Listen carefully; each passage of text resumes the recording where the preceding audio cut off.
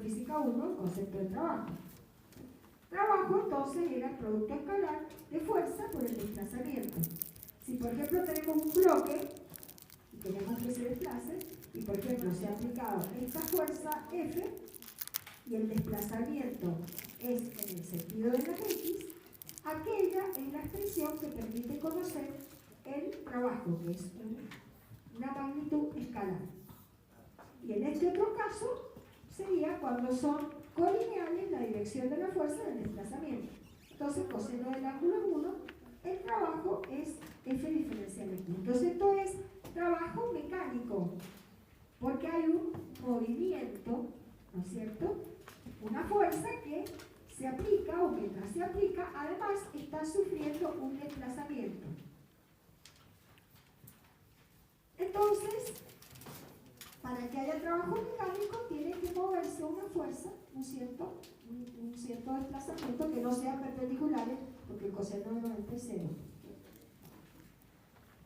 Pero nosotros no estudiamos sistemas rígidos como este, como un bloque de madera o de metal, sino que nosotros estudiamos gases. Entonces vamos a ver cuál es la expresión más cómoda para poder calcular el trabajo mecánico en los gases. Como tiene que haber un desplazamiento, nosotros lo que consideramos es un dispositivo cilindro-émbolo. ¿Por qué? Porque tiene que ser posible que se produzca el desplazamiento de la masa gaseosa. Supongamos este caso, tenemos el dispositivo cilindro-émbolo con una cierta masa de un gas en el interior y se le aplica una fuerza externa al émbolo. Entonces, ¿qué es lo que le va a pasar? De una cierta posición de equilibrio va a irse moviendo hasta alcanzar otra posición final, por ejemplo el X2. Entonces, la expresión de cálculo del trabajo de esta fuerza externa, ahora sería cómodo tener en cuenta lo siguiente. Como los gases transmiten presiones, poder expresarla a la fuerza como el producto de la presión que se distribuye sobre la cara externa del émbolo multiplicado por el área del émbolo. Entonces, ese producto de la presión externa por el área es numéricamente igual a la magnitud de esa fuerza externa. Solamente la hemos expresado de otra forma más cómoda. Entonces, reemplazando en la expresión del trabajo de esa fuerza por su igual, que es la presión por el área, vemos que el producto del área por el diferencial X es la variación de volumen que tuvo el sistema. Entonces, en los sistemas termoelásticos es más cómodo, más adecuado, expresar el trabajo mecánico a través de esta integral. La integral de la presión externa por el diferencial de volumen entre el volumen inicial y final. Si nosotros queremos calcular ese trabajo, tenemos que poder ser capaces de resolver esa integral. Si tendríamos que saber si esa presión ha variado o no por el volumen. Si se mantuvo constante, la sacamos fuera de la integral y simplemente queda P por delta B. Si esa presión ha ido variando a medida que el volumen ha ido cambiando, entonces tenemos que conocer la ley de variación de P con B, la P externa con B. Pero, entonces, un sistema termoelástico que intercambie trabajo cumple con esta expresión para poder calcularlo, que es la integral de la presión externa por el diferencial de B. Ahora supongamos que el proceso es cuasi estático, o sea, infinitamente lento, y que la presión externa va variando de a poco. En este caso, una expansión termina con presión. Entonces vamos haciendo que el sistema se expanda con fuerzas impulsoras infinitesimales, sacando una pesita, o sea, reduciendo en este caso la fuerza impulsora infinitesimalmente para que el sistema transformándose o expandiéndose en forma cuasistática.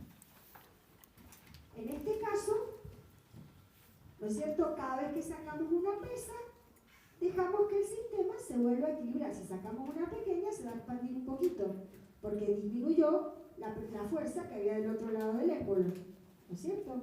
Entonces, se expande, se corre, si lo de afuera es pequeño, también tiene que achicarse la presión del lado de adentro. Entonces, se levanta un poquito el émbolo hasta que se vuelvan a igualar la externa con la interna. Y así, sucesivamente, cada vez que sacamos una pesa infinitesimal. Quiere decir que a medida que se va expandiendo, la presión ha ido disminuyendo, variando a medida que aumentó el volumen. Entonces, si reemplazamos presión externa por la del sistema menos diferencial P, que ha sido lo que ha ido pasando cada vez que sacamos una pesa, achicamos la fuerza, la presión externa un poquito menos que la que hay adentro. Y después aplicamos distributiva, nos queda que esta integral acá está integrando en un infinitésimo de segundo orden. Por lo tanto, lo podemos despreciar porque es un número muy pequeñito, tendiendo a cero. Entonces, cuando el proceso es cuasi estático, hacer la integral de la presión externa por diferencial B es lo mismo que integrar el producto presión del sistema, o sea, interna del sistema por diferencial B, que directamente lo representamos con P diferencial B. ¿Qué ventaja tiene esto? ¿Por qué ha sido útil tener en cuenta un proceso cuasistático? Porque es mucho más fácil conocer y medir la presión interna que la presión externa. ¿Se puede calcular la presión externa? ¿Se puede conocer? Sí, pero normalmente hay que hacer dispositivos especiales. Lo más fácil de conocer es la presión del sistema. Pero esto se puede calcular el trabajo de esta forma solo en procesos cuasiestáticos. Y fíjense que acá vimos que la presión fue disminuyendo del sistema a medida que fue aumentando el volumen. Quiere decir que entonces la P no fue constante. No la podemos sacar fuera de la integral. Hay que conocer la ley de variación de P con B en este proceso para poder resolver esa integral. Según cómo sea esa ley de variación, va a ser el resultado que me dé la integral. Supongamos que esta sea la transformación cuasiestática que tuvo lugar entre B1 y B2 cuando se expandió el gas en el interior del cilindro. Entonces, cada punto es un estado de equilibrio del sistema, porque consideramos esta transformación hipotética cuasiestática de ir sacando una pequeña pesita cada vez. Y si vemos la interpretación gráfica, sería entonces el área bajo la curva representativa de la transformación en el diagrama PV. Esa área me mide el trabajo mecánico intercambiado por el sistema termoelástico. Entonces, ¿qué podemos ver? Lo mismo que pasaba con el calor. Según cómo sea la ley de variación de P con P en ese proceso, puede ser un proceso isotérmico, adiabático, politrópico, ya vamos a ver, isotérmico se imagina, adiabático también. Según cómo sea el tipo de transformación, la ley de variación de P con P es distinta y el área también. O sea que de nuevo nos encontramos que el trabajo depende de la trayectoria de la transformación. Es decir, es función de línea, no de estado, sino de línea. Y si es de línea, esta energía que mide el trabajo no es una propiedad que caracteriza el sistema. No puedo decir que un sistema en un estado de equilibrio tiene una cantidad de trabajo. No se puede tener calor o trabajo en un estado de equilibrio. Solamente se ponen en evidencia si el sistema evoluciona, se transforma. Por eso, ¿qué cosas comunes tienen el calor y el trabajo? Primero, los dos son un fenómeno transitorio, que es esto que acabamos de Tiene que haber transformación para que haya calor o trabajo. Si un sistema está en equilibrio, no podemos decir que tiene calor, no podemos decir que tiene trabajo. Además, son fenómenos de límite.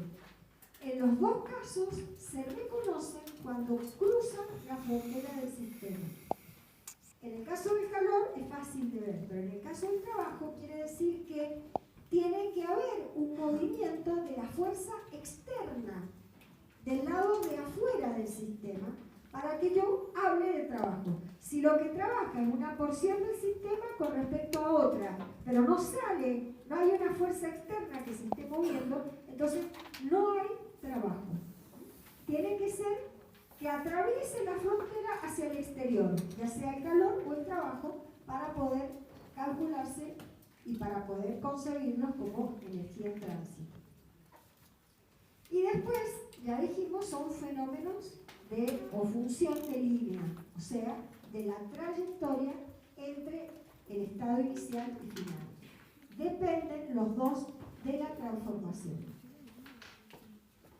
Y además se le atribuye un signo según que ingresen o salgan del sistema. La convención de signos depende de la bibliografía, del autor, del físico que lo está estudiando. Nosotros adoptamos esta que es consistente con las expresiones que permiten cuantificar calor o trabajo. Como el calor, cuando el calor sensible lo podríamos calcular con esta expresión, para que me dé un número positivo tiene que ser PF mayor que TI. Entonces, cuando ingresa calor, que es cuando va a aumentar la temperatura y esto es positivo, le atribuimos signo positivo a esa cantidad.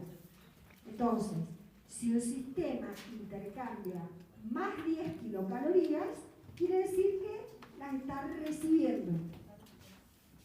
Al revés, si lo pierde, la temperatura disminuiría y le da un resultado negativo. Entonces, el signo positivo es calor entrante, el signo negativo es calor saliente.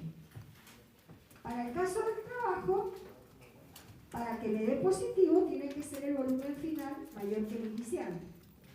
Para que el final sea mayor que el inicial, tiene que ser el sistema el que le va ganando en presión al exterior, para que pueda expandirse.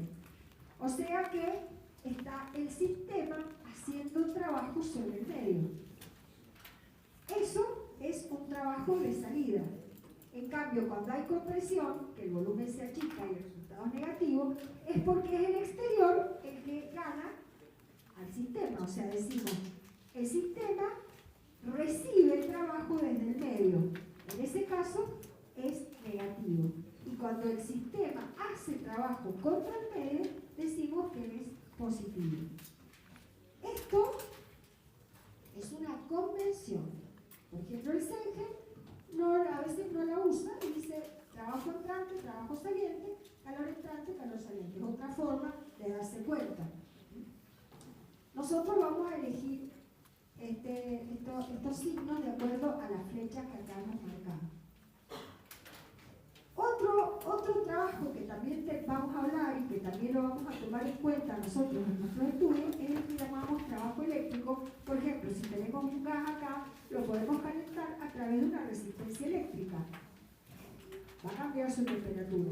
Pero en este caso, si el límite del sistema en esta línea de trazos que nosotros hemos dicho, la fuerza impulsora del calentamiento no es una diferencia de temperatura con el medio, sino es debido al flujo de electrones que está ingresando por este conductor hacia el interior del sistema.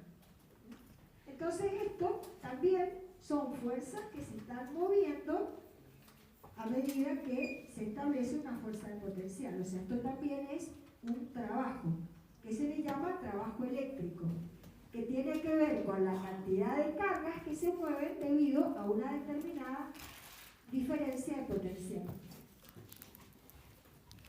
Si este trabajo eléctrico entonces tiene que ver con el número de cargas por la diferencia de potencial. Si nosotros esto lo queremos considerar desde el punto de vista de una tasa, es decir, por unidad de tiempo, y dividimos por unidad de tiempo, el número de cargas por unidad de tiempo es la intensidad.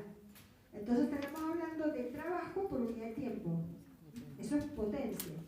Entonces, esta expresión sería trabajo por unidad de tiempo o potencia eléctrica, que es el producto del voltaje por la intensidad. Entonces, de esa forma, podríamos calcular cuando un sistema lo que está recibiendo es un trabajo eléctrico. En este caso sería potencia. Si quiero conocer el trabajo, sería V por I por el tiempo, el intervalo de tiempo en el que transcurrió este fenómeno. Bien.